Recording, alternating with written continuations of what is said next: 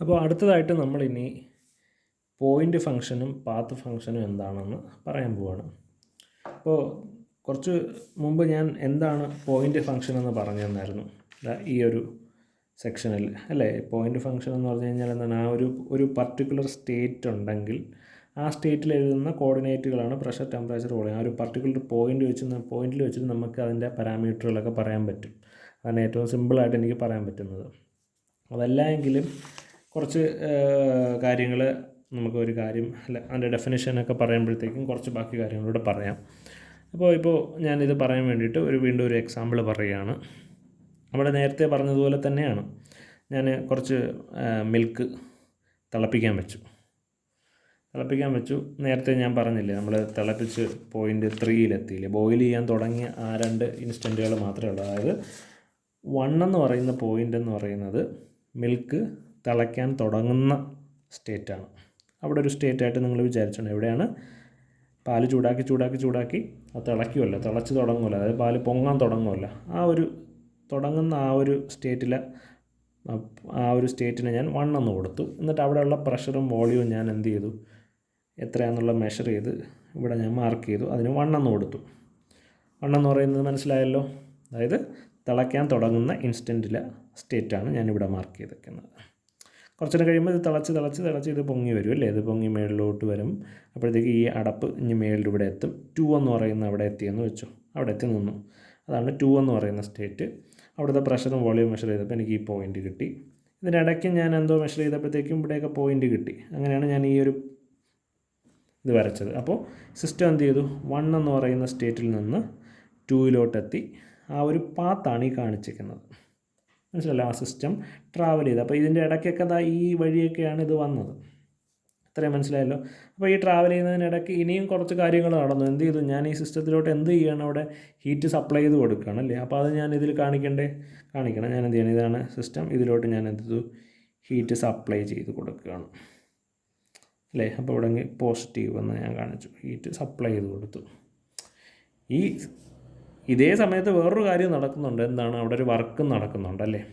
തൊട്ട് മുമ്പാണെങ്കിൽ ഞാൻ പറഞ്ഞു വർക്ക് നടക്കുന്നത് എങ്ങനെയാണ്. ഇവിടെ ഞാനൊരു ഒരു റോഡ് വെൽഡ് ചെയ്ത് വെച്ചിട്ട് അതിൻ്റെ മുകളിൽ ഒരു ബോൾ വെച്ചിട്ട് അതിനെ ആ ബോളിനെ തള്ളിക്കൊണ്ട് പോകുന്നു എന്നാണ്.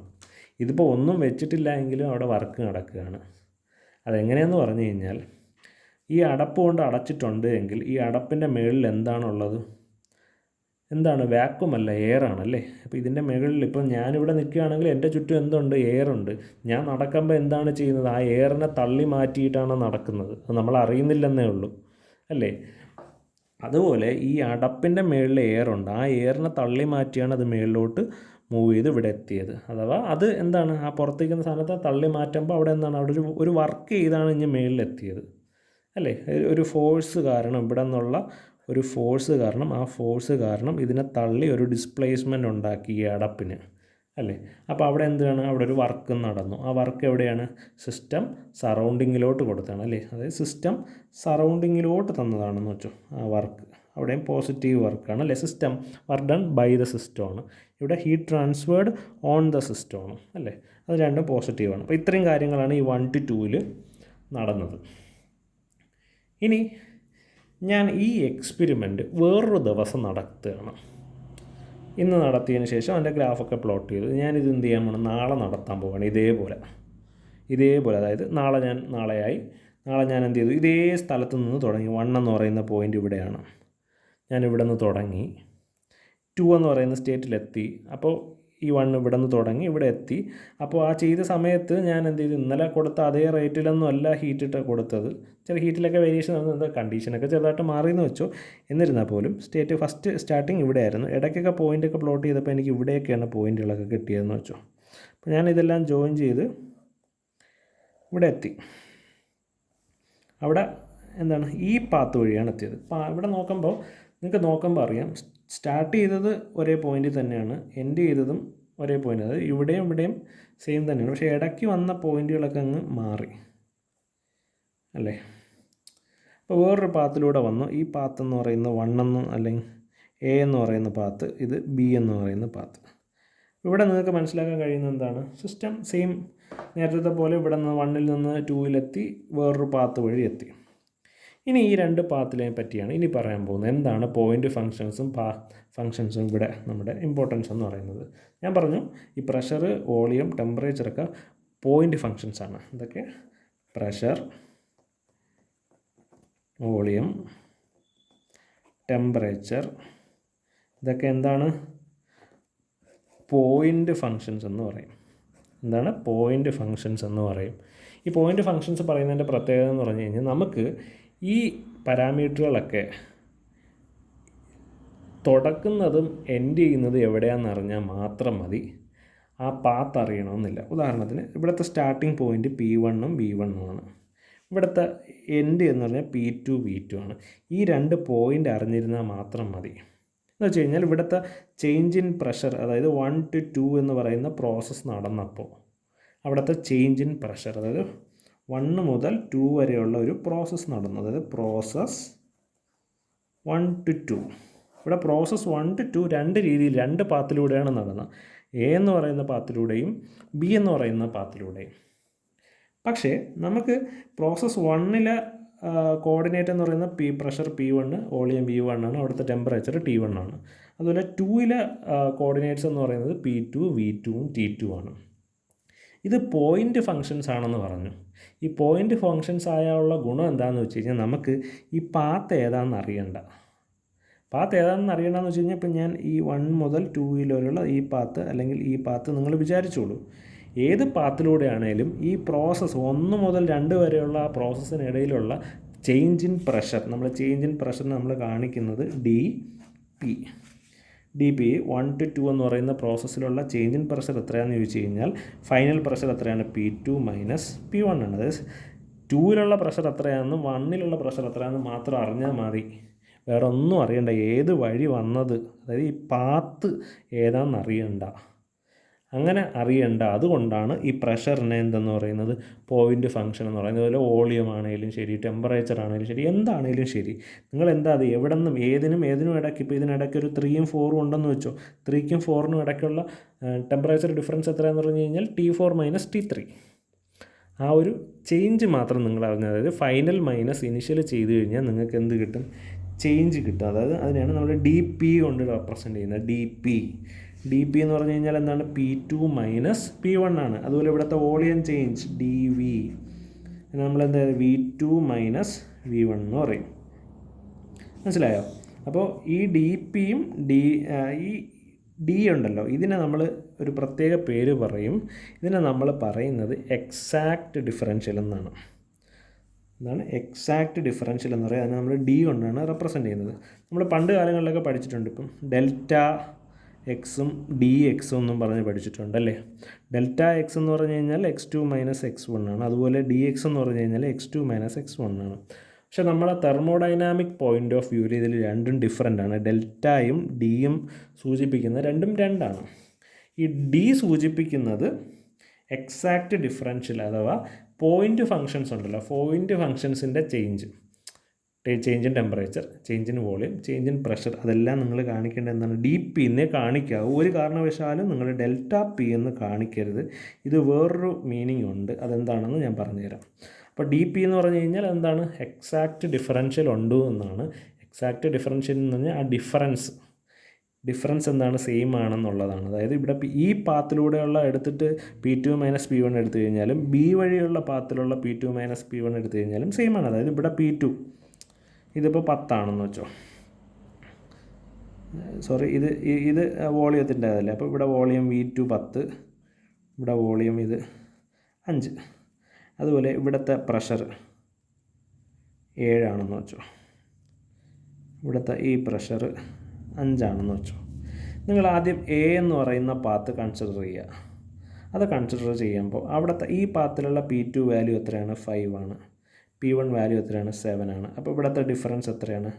7 മൈനസ് 5 2 ആണ്. അപ്പോൾ DP ഇവിടെ ഈ പാത്തിൽ, ഇപ്പോൾ A എന്ന് പറയുന്ന പാത്ത് നിങ്ങൾ വിചാരിക്കുകയാണെങ്കിൽ 7 നിന്ന് 5 കുറയ്ക്കുമ്പോൾ 2, ഡിഫറൻസ് 2 ആണ്. അതുപോലെ നിങ്ങൾ B എടുക്കുക.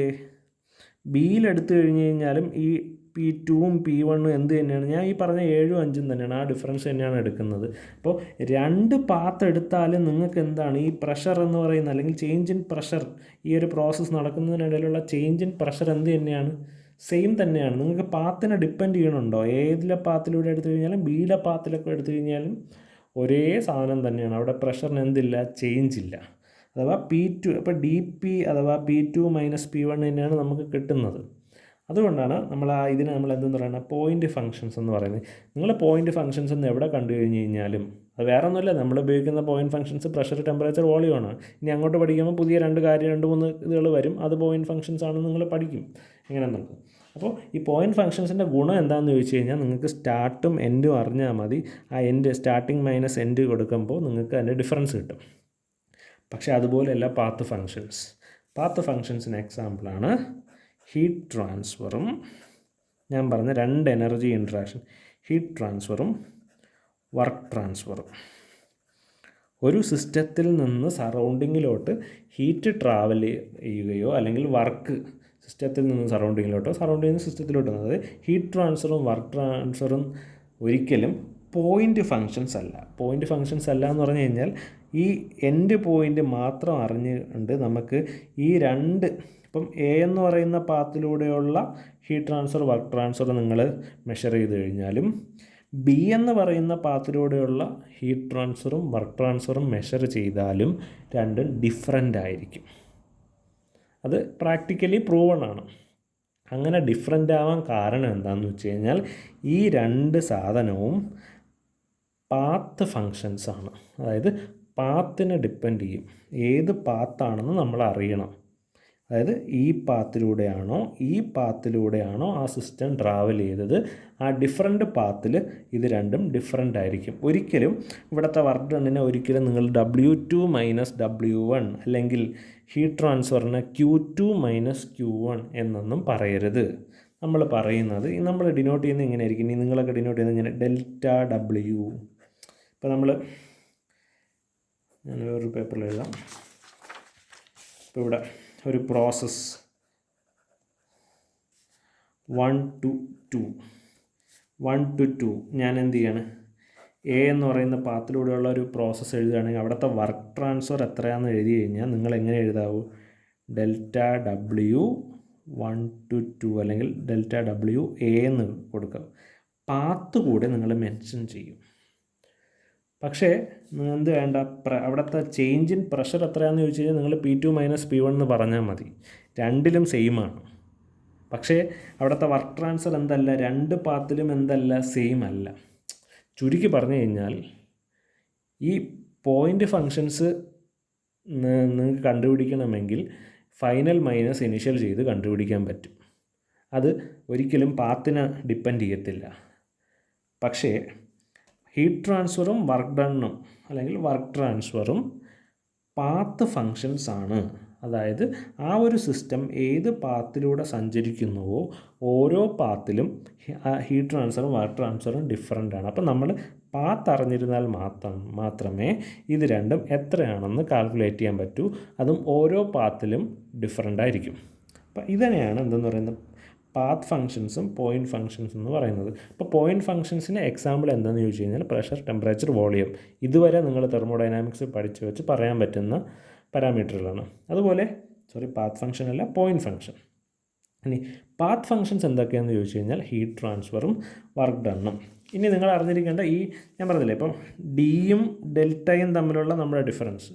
ഡി ഇടുന്നത് ഏതിൽ മാത്രമേ ഇടാവൂ, നമ്മുടെ പോയിൻ്റ് ഫങ്ഷൻ, അതായത് DP എന്ന് നിങ്ങൾക്ക് റെപ്രസെൻറ്റ് ചെയ്യാം. അങ്ങനെ DP എന്ന് റെപ്രസെൻറ്റ് ചെയ്ത് കഴിഞ്ഞാൽ അത് equivalent to P2 minus P1 ആണ്. അത് പ്രോസസ് 1 to 2 ആണെങ്കിൽ.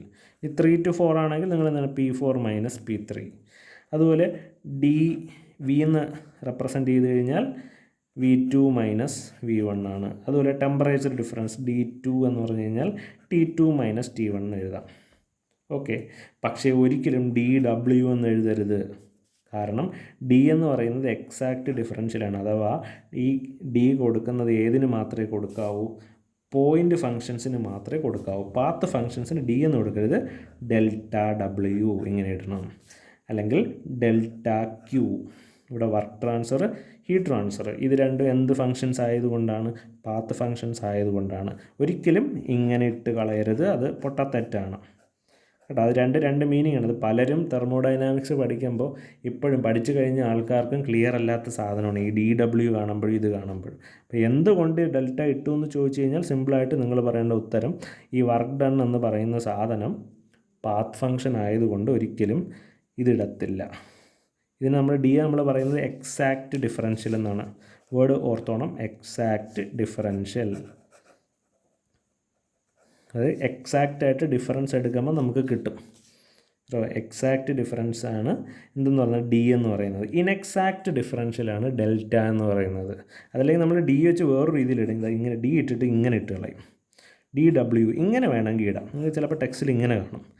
അതായത് ഇൻഎക്സാക്റ്റ്, അത് ഡി ഇട്ടിട്ട് അല്ല എന്ന് കാണിക്കാൻ വേണ്ടിയിട്ട് ഒരു വെട്ടൂടെ ഇട്ടേക്കും. മനസ്സിലായോ?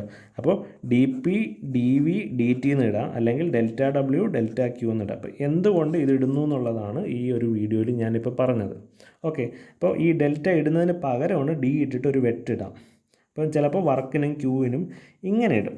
ഓക്കെ, അപ്പോൾ നിങ്ങൾ അറിഞ്ഞിരിക്കേണ്ടത് ഒരിക്കലും ΔW എന്ന് ഇട്ട് കഴിഞ്ഞ് കഴിഞ്ഞാൽ നിങ്ങൾ W2 - W1 എന്ന് എഴുതരുത്. ഒരിക്കലും ആ ഡിഫറൻസ് നമുക്ക് 2 പോയിൻ്റ് മാത്രം അറിഞ്ഞിട്ട് ആ ഡിഫറൻസ് എടുക്കാൻ ഒരിക്കലും പറ്റത്തില്ല. വർക്ക് ഡണ്ണും ഹീറ്റ് ട്രാൻസ്ഫറും.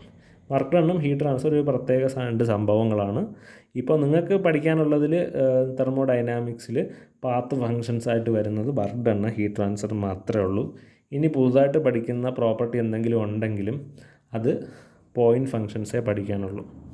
ഓക്കെ ആണല്ലോ? അപ്പോൾ നിങ്ങൾക്ക് ഇത്രയും ക്ലിയർ ആയെന്ന് ഞാൻ വിശ്വസിക്കുന്നു. അപ്പോൾ ഡൗട്ടുകളുണ്ടെങ്കിൽ, ഇന്ന് നമ്മൾ പഠിച്ചത് അത്യാവശ്യം കോംപ്ലിക്കേറ്റഡ് ആയിട്ടുള്ള സെക്ഷൻസാണ്. നന്നായിട്ടത് തലയിൽ കയറ്റി വെക്കണം. കാരണം അത് തെർമോഡൈനാമിക്സ് ഞാൻ പറഞ്ഞല്ലോ ഒരുപാട് കൺസെപ്ച്വലായിട്ടുള്ളൊരു സബ്ജക്റ്റാണ്. ഞാൻ ഇപ്പോൾ പറഞ്ഞതെന്ന് പറഞ്ഞു കഴിഞ്ഞാൽ പറയാൻ പറ്റുന്നതിൻ്റെ ലോ ലെവലിലാണ്. ഇങ്ങനെയല്ല, കുറച്ചുകൂടെ മുകളിൽ നിന്നാണ് സാധാരണ എല്ലാവരും പറയാറ്. നമ്മൾ ആ രീതിയിലാണ് അത് പഠിക്കുന്നത്. അപ്പോൾ എനിക്ക് പറയാവുന്നതിൻ്റെ ഏറ്റവും സിമ്പിളായിട്ട് ഞാൻ പറഞ്ഞിട്ടുണ്ട്. ഇനിയും ഡൗട്ടുണ്ടെങ്കിൽ നിങ്ങൾ ചോദിക്കുക, നിങ്ങൾ വായിച്ച് നന്നായിട്ട് പഠിക്കുക. ഓക്കെ.